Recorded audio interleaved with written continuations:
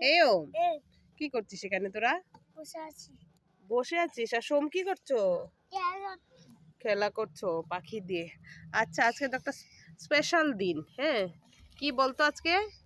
কি আজকে বলতো? 26শে জানুয়ারি, রিপাবলিক ডে।